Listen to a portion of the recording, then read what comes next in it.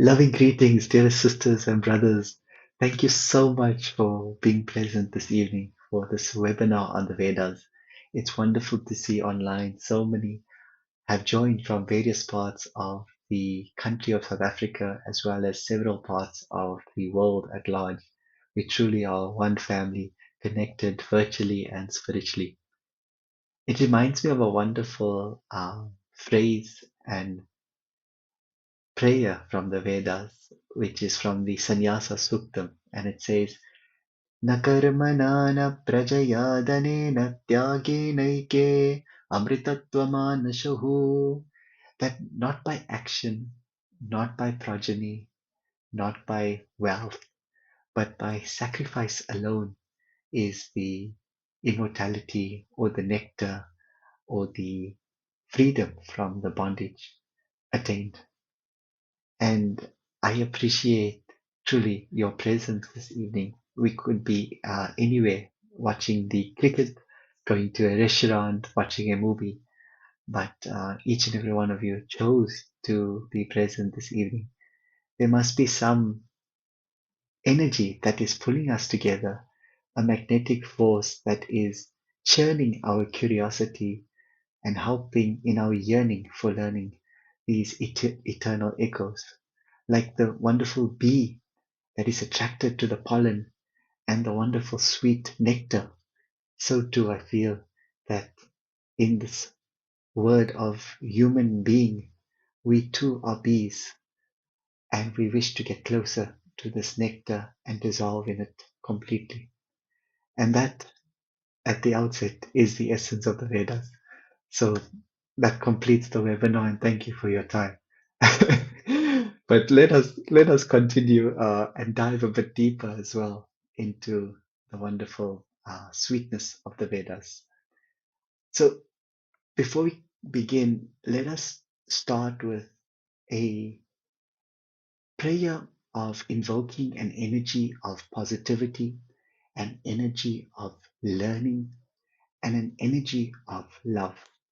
This is a prayer called the Ghanapatha Prarthana. If you do know this chant from the Vedas, please do chant along. Om Ghananaan Tva Ghanapati Gummavamahe Kavim Kavinam Upamashravastamam Jeshtarajam Brahmana Brahmanaspata Anashrinvannoti Dasadanam Prano Devi Saraswati Vajebhirvajinivate ध्रीनामवित्र्यवतो गणेशाय नमः सरस्वत्यै नमः श्रीगुरुभ्यो नमः हरिः Om. So, sisters and brothers, thank you so much. Let us dive deep into this wonderful ocean. We will learn by the end of this webinar the essence of the Vedas, how the meter of the Vedas work, understand the most advanced method or style of chanting known as the Ghanapatha, and have an understanding of intonation when chanting the Vedas.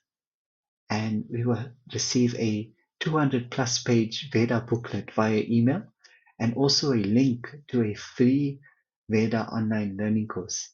So hopefully lots to look forward to. Please do stay till the end. I hope to keep it as short as possible. As Mark Twain said, I'm sorry I wrote you a long letter. I did not have time to write you a short one. And what he means by that is when we can say something or share something in not much words or not much length, the essence can be shared in just a few droplets. And though Vedas is an entire ocean, hopefully this evening, even if we just try a few droplets and taste a few droplets from the sweet ocean, we will understand its entirety and fullness of the essence of the Vedas. So, a little bit about the Vedas for All. NPO, it's a registered NPO with the mission to assist in the service of fostering the Vedas and help in making Vedas available, accessible, understandable for all across gender, religion, caste, and nationality. And this is simply to assist in the um, service of what Bhagwan Shri Satya Sai Baba has shared in his divine discourses, where he said Vedas should be learnt by everyone across the world, across religion and gender and caste, as Veda belongs to all of humanity. And during this time of the world, Vedas is what can restore balance, can restore harmony, can restore unity, and can bring about a wonderful golden era of harmony, peace, and well-being. Before we begin with the actual message of the Vedas, let us start with a few acupressure points from the Patanjali Yoga Sutras, which are known as the Marmas, and these can awaken energy within. Vedas is all about energy, so we need a particular energy of positivity before we can commence with Vedas. So the first one is enthusiasm. If we take our right hand just below the index finger and using our other left hand's index finger and thumb just to press that particular point as shown in the diagram 6 times. 1, 2, 3, 4, 5, 6. Now suddenly we are smiling. They say smile a while you smile. Another smiles so long there'll be miles and miles of smiles. So suddenly we filled every cell in our body is charged with enthusiasm. And I'm sure you all will agree that enthusiasm is the first step in reaching our goal. Enthusiasm also comes from Greek word enthusias, to be God intoxicated. So I'm glad to see everybody, though everyone's video is off, I feel that everyone is smiling. The next one is super consciousness. Veda is so beautiful because Veda is truly a seva. It sacrifices the individual I. When we are chanting Vedas, the I changes to we. We will come to see that in the chants of the Vedas. Sahana Vavatu, Sahana Bhunaktu. Let us travel this journey together. Let our knowledge be available, accessible. Let us work in unity and harmony. In Gayatri Mantra, let us be illuminated. Everything is about we. It is so inclusive that it recognizes that we are all linked in a divine fabric, a divine thread. So the super consciousness breaks down the walls in our home, and this energy of love moves through uh, the streets, the communities, the societies, the nation, beyond the borders, beyond the mountain, beyond the ocean, and encompasses and enwraps the entire world and creation universe at large. So to have this broad-mindedness is so important when we are chanting the Vedas, because Vedas is essentially energy that never stops. It is like throwing a stone in a still pond and the beautiful ripples just continue. So let us take our right hand index finger just at the tip point. We're going to press 6 times. 1, 2, 3, 4, 5, 6. Suddenly, expansion. As Baba says, expansion is his life. And so too, to have this expansive thinking is the essence of the Vedas. The last one is a super memory. This is a wonderful marma that can even help and assist in curing Alzheimer's, be very beneficial for students and working professionals and anybody wishing to retain information. This opens up a memory box and knowledge can be easily absorbed.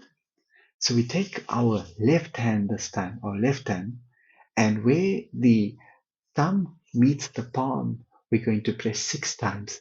1, 2, 3, 4, 5, 6. Wonderful. Thank you so much, sisters and brothers. Now we are smiling. We have an inclusive and encompassing and expansive outlook, and we have a super memory to absorb the wonderful energy of the Vedas. So let's start at the beginning. Veda, the word is derived from the root vid, which means to know. Albert Einstein was once asked, if you could ask God anything, what would it be? And being a scientist, he thought for a moment and he said, if I could ask God anything, I would ask God, God, how did you create the universe? You know, what formulas maybe did you use? Then he thought for a moment and he said, rather, I would ask God, God, why did you create the universe? Where have we come from? To where are we going? Who am I? And when we look into the Vedas, we realize that the Vedas immediately tells us who we are, where we've come from. It does not whisper. It does not hint out or provide any innuendos. It shouts at its scriptural lungs at full capacity, at full throttle, that we are divine. Through 4 great principles or Mahavakyas of the Vedas, it tells us Prajnanam Brahma. Consciousness is Brahma. Brahma is just another name for the divine or the divine source or the creator. Aham Brahmasmi. I am Brahma. Tat Tvam Asi. Thou art that. I am Atma Brahma. The self is Brahma. Suddenly, our outlook and our lens changes, and we realize that in every permutation and combination of creation, there is just God. There is nothing else. And we realize that we are a part of society. Society is a part of nature. Nature is a part of God. We are all connected. And there's a completeness. It reminds us of lighting one candle, 1,000,000,000 can be lit. Reminds of the Ishavasya Upanishad invocation, Purnamada Purnamidam Purnat Purnamudachyate Purnasya Purnamadaya Purnameva Vashishyate. That from this is full and that is full. When fullness is taken away from fullness or completeness, what remains is still full. This is love, that is love. This is light, that is light. When light is taken away from light, what remains is light, what remains is love. So, how beautiful that it is telling us the spirit of Ubuntu. I am because you are because I am, the spirit of Advaita, non-duality, that everything is permeated with this divine fragrance, this divine love, and this divine light. Okay, so what are the Vedas? We've kind of meandered around what the Vedas are teaching us and telling us, but what truly are the Vedas? For this, we have to learn a few terms that will pinpoint what exactly the Vedas are. Vedas, firstly, are apurashaya. They are not created by man. If we look at buildings and beautiful monuments uh, and exquisite cars and homes, they have an expiration date, a time of creation, a time of expiration, but they're not eternal.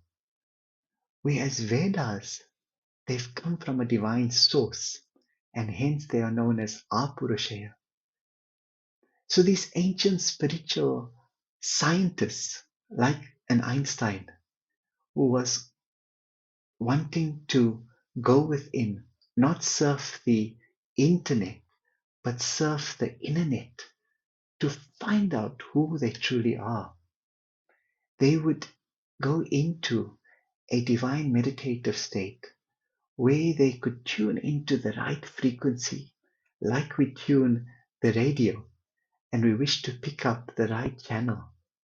They were able to receive these divine verses, and they would meticulously share them. And these verses would be in perfect meter and systematic syllables that would reveal the incredible truths of the universe and secrets of the universe. These seers, also known as mantra drashtas, because they could visualize these syllables taking on various forms as well. So they could have the vision of these verses, of these syllables come to life. Perhaps they saw this elephantine form, and these verses just started to pour. Tvam Brahmas, Tvam Vishnus, Tvam Rudras, Tvam Indras, Tvam Agnis, Tvam Vayus, Tvam Suryas, Tvam Chandramas, Tvam Brahma Bhurbuvasu Varum. And they would record them by memory and pass them down through the oral tradition. Nothing was written back then. So Vedas were hence also known as Shruti, because these wonderful eternal echoes from this divine source meant Shruti is that which is heard. So whatever they heard, they would pass on. And these rishis, who were the male spiritual scientists, and these rishikas, who were the female spiritual scientists, would be able to know the quintessential branches of knowledge across mathematics, geometry, astronomy, astrology, architecture, Vastu Shastra, medicine, Ayurveda, and be able to also travel within to know how the universe operates and how creation works. In fact, thousands and thousands of years ago, these rishis and rishikas would be able to reveal scientific truths which only recently NASA would share with the scientific world. For example, thousands of years ago, they revealed in through their divine frequency that there was an object 40,000 times the size of the sun. And they named this shining star Jeshta, which is like seniormost. And only recently, NASA discovered it and called it Antares. They were able, the rishis, rishikas were able to perform medical operations. They were able to build vehicles that could travel. to various parts of the world and universe at large. So they had all this knowledge, but most importantly, what they did with the Vedas was they were preserving meticulously these syllables to protect the entire world.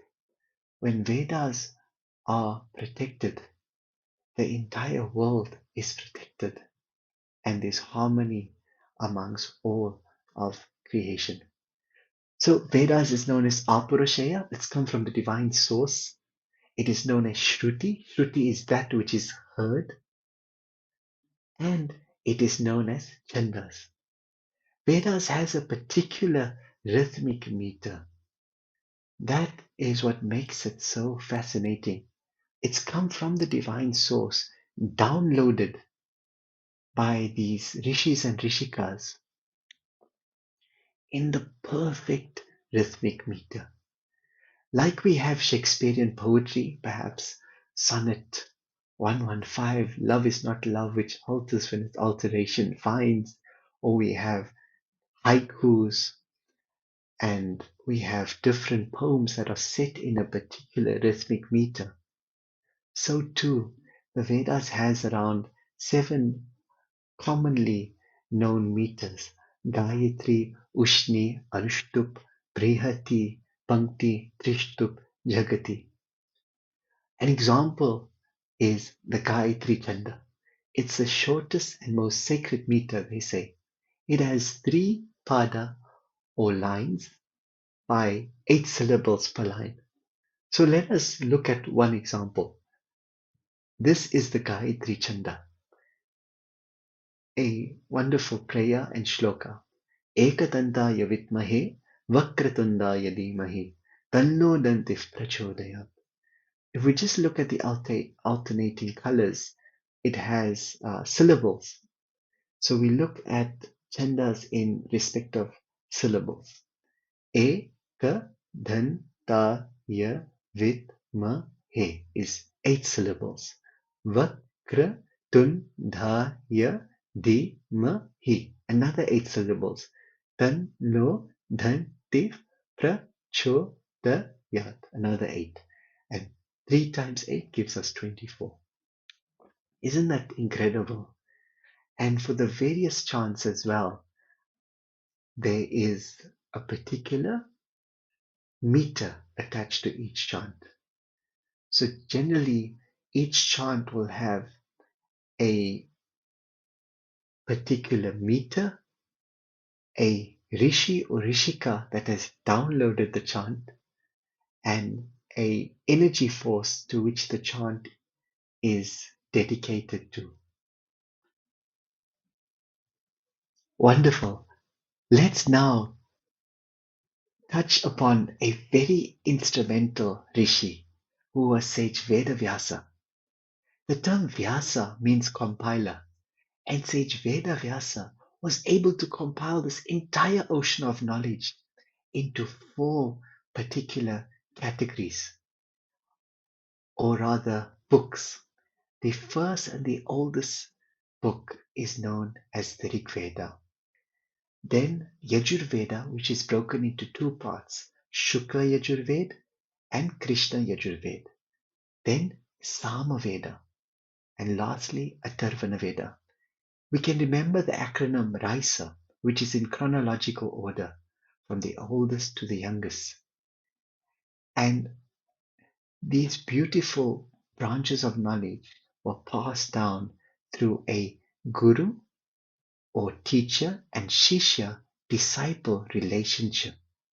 Hence, on Guru Purnima, we pay homage to the teacher who has illuminated our lives and our minds. And it is also known as Veda Vyasa Purnima. Wonderful. Let us continue and talk upon a recitation style. We often wonder, okay, back then, these rishis and rishikas, their memory capacity was absolutely awesome. But how do they ensure that thousands and thousands and thousands of years later, the incredible verses are meticulously kept intact, and every single syllable and intonation and variation is correct and perfect. They would code it in variation styles. And this was to ensure the perfect memorization and pronunciation of these Vedic texts. And there were 11 such um, recitation ways, pathas of chanting. There were samita, there were pada, there were krama, there were jata, mala, sika, reka, dvaja, danda, rata, and gana. And gana is the most advanced and usually considered the most difficult. But it's also very fascinating and very fun. So let us go through an example of how we can learn the Ghanapatha style of chanting. And they say that it's a recitation style of chanting back and forth 13 times, and it creates a bell shape. And the sonority, the sound that comes through it, is very beautiful as well. So I thought we include this in the webinar because it's very interesting and I hope you find it enjoyable too. But there's a magic formula. Let us remember this magic formula. It is 1, 2, 2, 1, 1, 2, 3, 3, 2, 1, and 1, 2, 3. So let us look at a famous nursery rhyme, Humpty Dumpty sat on the wall. So we take the first three words, Humpty Dumpty sat. And now we number them 1, 2, 3. Humpty Dumpty sat. And we put them in this particular formula of 1, 2, 2, 1, 1, 2, 3, 3, 2, 1, 1, 2, 3, according to its number. So now the Ghanapatha of the nursery rhyme Humpty Dumpty is Humpty Dumpty Dumpty, Humpty Humpty Dumpty sat, sat, Dumpty Humpty Humpty Dumpty sat.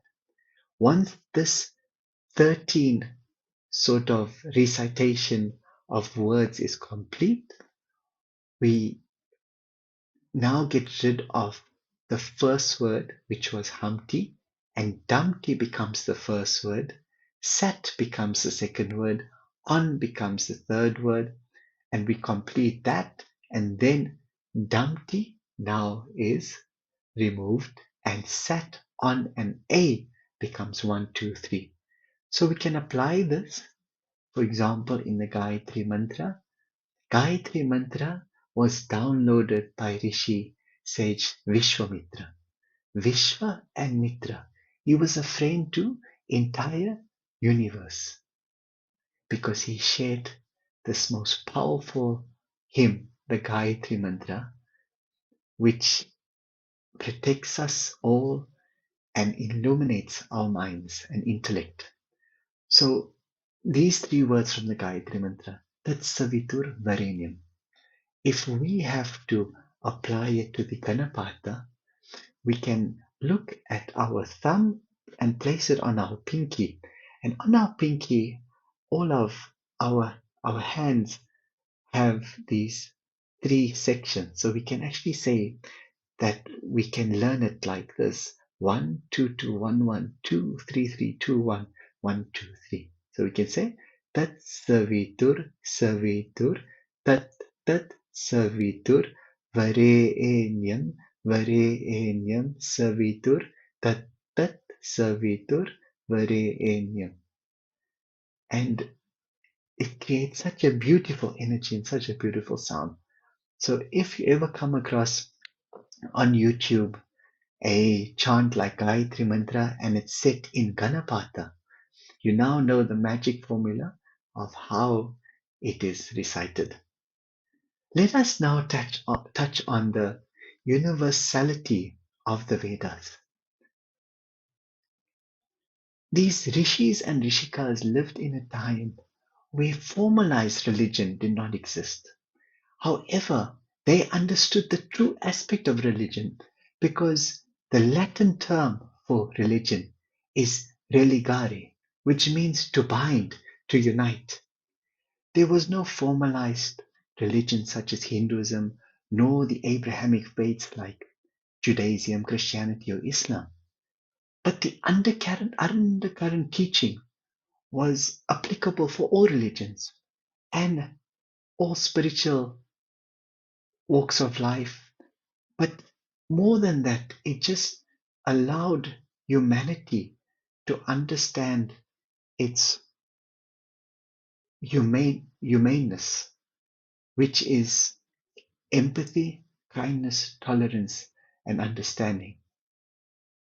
To be humane is to recognize that there is unity in diversity. And the Vedas, if we look at its teachings, it is applicable for everybody. Some of the teachings we can touch upon is Mother is God, Father is God, Teacher is God, and Guest is God. Imagine where we're able to see the guest as God. That means that in this mansion of this earth, everybody that we come into contact with is a spark of divinity. There is no difference, and we can recognize that oneness. This particular line is from the Taittiriya Upanishad, which says, Matrudevo Bhava, Pitrudevo Bhava, Acharya Devo Bhava, Atiti Devo Bhava. From the same chant is a line which says, Ritam Vachmi, Satyam Vachmi, practice righteousness and speak the truth. From a chant, Meda Suktam, for retentive memory, the invocation peace prayer says, Jihva me madhumattama, may my tongue be sweet. Like at the beginning we saw the bee, let it be sweet like honey. And it basically means, may my words make the listener feel happy, joyous, and bring peace to them. May it not injure the listener or the receiver of my words. Assemble, chant, speak together. May all your minds, thoughts, resolution be of one accord. This is from the last few verses of the Rig Veda, known as the Samana Suktam, which presents the theme of the entire Vedas, which is unity. It says, Sangachat dvamsam vadat dvamsam vomanamsi janatam deva bhagayata purve sanjanana upasate. Now imagine if the world leaders or community leaders or the management in corporations, the leaders in various organizations chant this particular verse, it will inspire and invoke in them an energy to bring unity, which is the core spirit of the Vedas. May all the souls in all the worlds be happy. This is from the Veda Purusha. Samasta lokaha sukhino bhavantu. And from the Brihad Aranyaka Upanishad, Asatoma Satgamaya, Tamasoma Jyotirgamaya, Mrityoma Amritam Gamaya. From the unreal, lead us to the real. From the darkness, lead us to the light. From death, lead us to immortality. I'm sure, sisters and brothers, you'll agree that there's a universal message that is applicable to one and all, and applicable more now than ever before. The spirit of unity, this understanding of the divine permeating in everybody, this way of speaking where we can spread positive energy, kindness, and compassion, and where we can bring unity more than disharmony. So now let us touch a bit on the benefits of the Vedas. And initially, the benefits might be that motivating factor to wanting to learn the Vedas. But as we go along and deeper into the Vedas, we realize that every single syllable of the Vedas just fills our entire being with joy and a bliss that cannot be explained but only experienced. Like eating a jalebi, no matter or a wonderful sweet, a Ferrero Rocher, we cannot adequately express it, describe it to the next person. They have to try it for themselves. So before we move on to the benefits, this is before we move on to the benefits of chanting Vedas, Bhagavan Sri Satya Sai Baba has said that even if you cannot chant the Vedas, if you only listen to the sounds with devotion, they will elevate you to a higher level. Though the child does not know the meaning of the lullaby sung by the mother, it is induced to sleep hearing the tune. Similarly, listening to the chanting of the Vedas with undivided attention will give you immense benefits.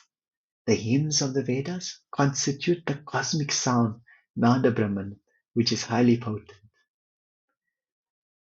So, if we look at a particular chant known as the Sri Rudram, there are even books written about every single syllable and verse in this particular chant, which has healing and medicinal recipes to cure any ailment. It is just fascinating. So coming back to Baba's quote, that even if we just listen to the Vedas, we listen to chants like the Rudram, it has healing energies that is working on a subtle level and from a root level, helping us tremendously uh, and subtle differences of well-being, not just for ourselves, but for the entire world at large. This is a school known as the St. James, and they have Vedas part of their curriculum. And we can see that it is beautiful children from various walks of faiths, ethnic beliefs, religions, culture, and could be nationalities as well, coming together. And they chanted the Samana Suktam, which we chanted earlier, on unity in front of the Buckingham Palace as well. There's a wonderful video on YouTube one can watch. This is a school in Coimbatore where girls, 800 girls, chanting the Meda Suktam. These girls' learners are from various religious faiths, such as Islam faith, Christian faith, Hindu faith. But the vibration of the Vedas is such that it helps one and all. This Meda Suktam was chanted for a world record of 2 hours consecutively by such a mass gathering of school children. And they recognize the potency and the power. Meda Suktam, Meda also translates to genius. It can make one be able to absorb all forms of knowledge, become a creative and innovative thinker, help in communication, and progress in one's career. It can also help with retentive memory and absorbing all forms of knowledge. Imagine if every school in the entire world could start the day with chanting the Meda Suktam. Children will be able to, scholars would be able to learn and be able to express what they've learned so beautifully. An example a bit closer to home for me, at the tip of Africa where we reside, Cape Town, is a beautiful community called Kailicha. And within that community is a two fantastic angels who are guardians to wonderful youth in the community. So these two angels' names are Brother Bulelani and Sister Nazi, and they lovingly care for these children and have trained them in the Vedas. This is several years back. These children are chanting Vedas off by heart. Their first language is Kosa, their second language is English. So the spirit of Vedas is such that it is the language of the heart.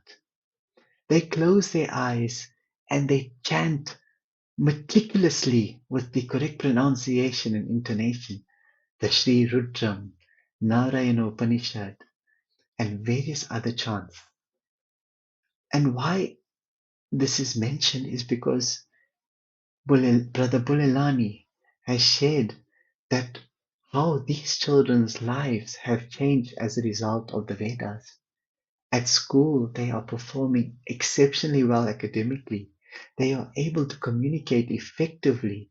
They are ever eager to serve people in the community and ever willing to help one another in unity to love all and serve all. So when it comes to chanting the Vedas, as Baba has mentioned that even if we just listen to the Vedas, it has such an immense benefit. And once we start chanting the Vedas, we should be like the bee and get closer and closer to the nectar. Eventually, we get beyond the mind because sometimes we feel that there's a meaning and there's a particular translation, direct translation, but we realize that the verses itself has its own meaning to it. The sound itself, the vibration itself has its own feeling and meaning. And just like the Ferrero Rocher, which has several layers, the outer wrapping, golden color, then the inner chocolate, then the wafer, and then the beautiful Nutella core. We all want to get to that sweet core within. And as we chant and chant and chant the Vedas, eventually this feeling of body consciousness and this feeling of doership just dissolves. Like a moth that goes close to a candlelight, we lose our identity and our limited I gets dissolved into the expansiveness of the super consciousness of the divine. So let us aim for that as we're chanting the Vedas and experience that sweetness which is in the core of the Vedas itself. When we think of Vedas chanting as well, it can be a bit intimidating. We often link it to classical singing. Here is the great Bhimshin Joshi. When we think of classical music, we think it is incredibly difficult. It has so many notes, sa re ga ma pa da ni, or the various Western classical music as well is so intricate. But Vedas should be approached with enthusiasm, as we did at the beginning with the Madhuma. It should be approached with a yearning for learning and a positive attitude. When we realize that Vedas is not so bad at all, it doesn't have 7 notes, saregama padani. It just has 3 notes. The middle note, which is the starting note, it can start on Om middle. Then it has a note that goes up and a note that goes down. 99% is just following this. There are 1 or 2 variations with a double note here and there, but more or less it is middle, up, and down. If we can grasp that intonation and these 3 notes, Vedas is expressed beautifully. When chanting the Vedas, we just need to take into account 3 aspects: intonation pronunciation, and intention. So the text is secondary or tertiary because as we have seen that Vedas is Shruti, that which is heard. It's the oldest oral tradition and heritage of humanity, as also declared by UNESCO in 2003. So how it sounds is the most important thing. So whichever text you're using, it must just assist with the pronunciation. And the intonation is the most important aspect when chanting Vedas. We'll come to intonation next. And the last one is intention. Veda is seva. So when we're chanting Vedas, always take into account that we are spreading this positive energy, this healing prayers to all of creation, not just humanity, but the animals, the plants, the insects, the animals, the mountains and the oceans at large, to all of creation and to the Creator Himself. So let us have that feeling of that intent is we are doing a seva of spreading positive energy and purifying the Panchabhutas, the five elements, so that our food also becomes purified. So coming back to intonations, as we can see, Namo, for example, if we have to indicate the first one, if we look at the syllable mo, more, there's no signal on top or below it. So that is middle. Namo, namo. Now, if we look at the second one, there's a little vertical line. So it's saying the intonation is going high. Namo, namo. If we look at the last one, the intonation is going low. There's a horizontal below more.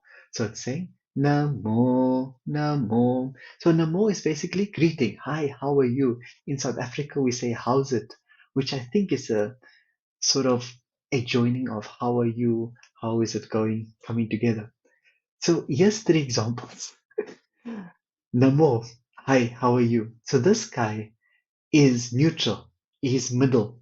He's happy to see you, and he doesn't mind as well if you didn't come and visit him as well. So he's neutral. He's equanimous. He's fine. Now this particular friend, high intonation, no more. It is so good to see you after so long. Thank you for visiting. It is wonderful. So the first guy says hello, middle. The next friend says hello, and the last guy says hello, as though shocked out of his mind that, oh, why are you visiting when you have not informed me? And um, he's quite upset. So if we just look at that, Namo is the same sort of spelling, same letters, but the intonation is different for each one. Hence, when we're chanting Vedas, intonation holds the entire verses together.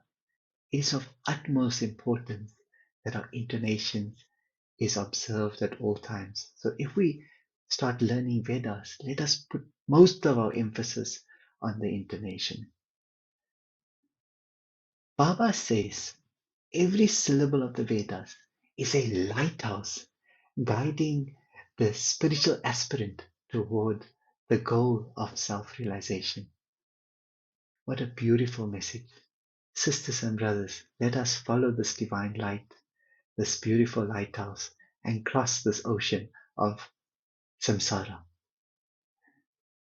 If you'd like to learn more about chanting Vedas, of course, today's webinar was very short, just 60 minutes, but you can go onto this website, www.vedasforall.org/courses.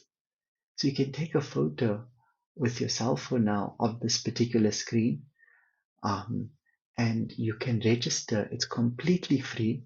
You can take a month to learn. You can take 1 year. You can take 10 years to do the course.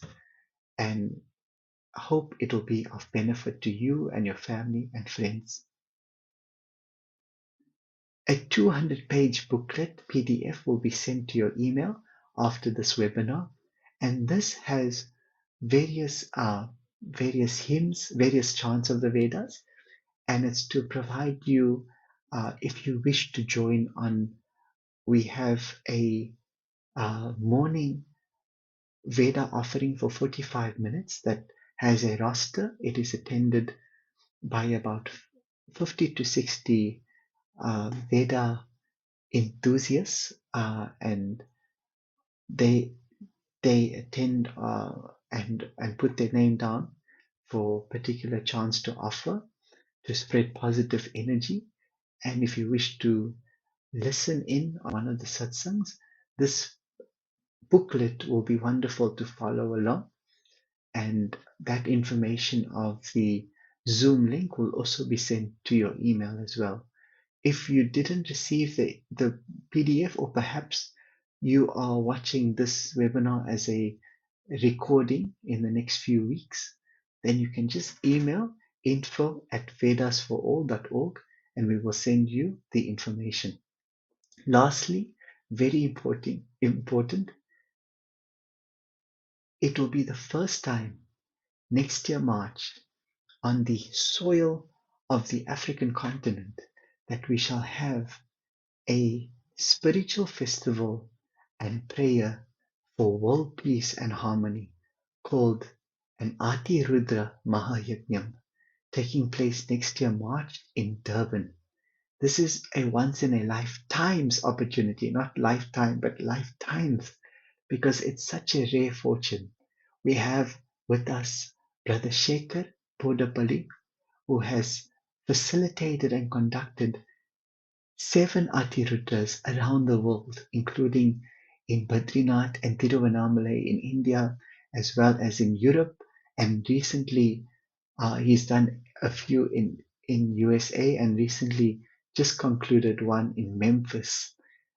And he will be coming down to South Africa, where he will run workshops on the Rudram in Cape Town, Durban, and Johannesburg. That will be next, exactly 1 month from now, on the 8th and 9th of March. He will land in South Africa and travel around the country.